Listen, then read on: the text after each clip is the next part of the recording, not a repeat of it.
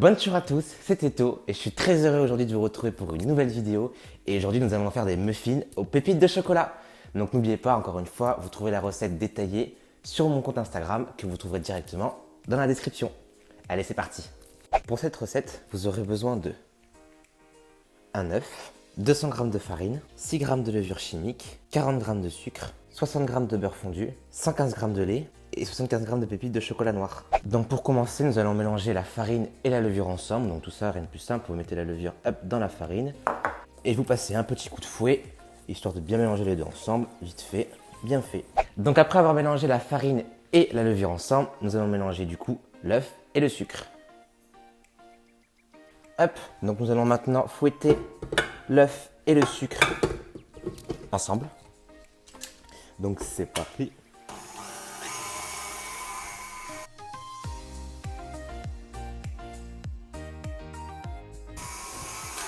Donc une fois que l'œuf et le sucre seront mélangés ensemble, donc en gros vous verrez plus le sucre, vous pouvez dès à présent aller préchauffer votre four à 190 degrés.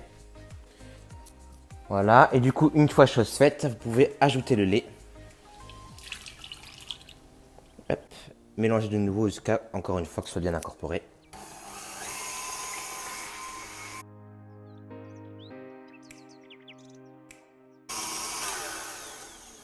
Donc voilà, encore une fois. Là, vous voyez que le lait, l'œuf et le sucre sont bien incorporés. Donc maintenant, on ajoute le beurre fondu.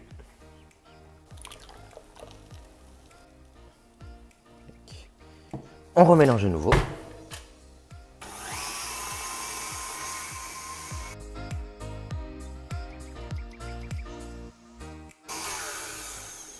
Voilà, encore une fois, quand c'est bien incorporé, vous pouvez ajouter la farine avec la levure mélangée. Parfait. Et du coup, mélanger à nouveau. Et à la fin, la texture doit être lisse.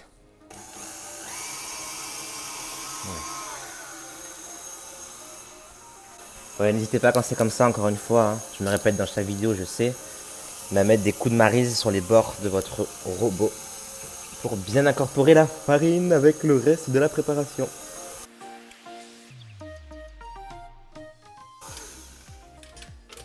Donc dès que vous aurez une texture bien lisse comme celle-ci, vous pourrez ajouter des pépites de chocolat. Donc une fois que la texture de votre appareil à muffins sera lisse, vous pouvez donc ajouter les pépites de chocolat. Hop. Et avec une maryse, du coup, bien les incorporer. Donc hop, prenez bien de larges cuillères vers le fond et hop, remontez pour l'incorporer bien plus facilement et surtout que ça aille partout.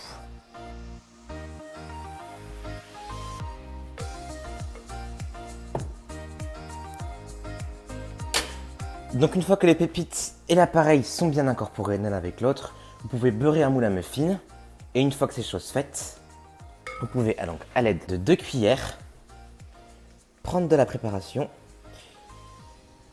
et en placer du coup dans chaque moule, dans chaque emplacement.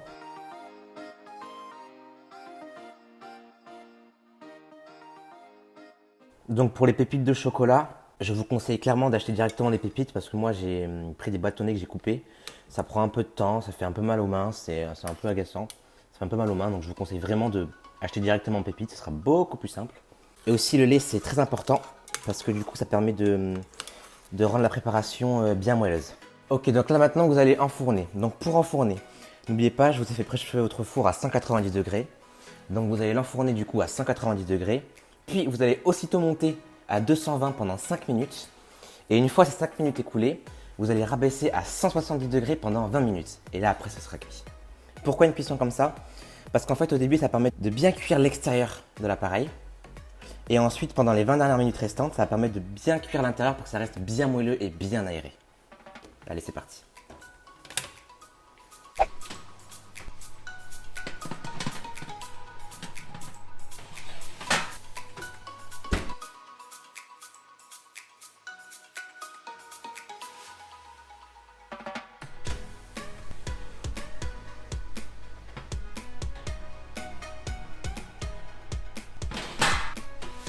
Donc voilà ce que ça donne à la sortie du four.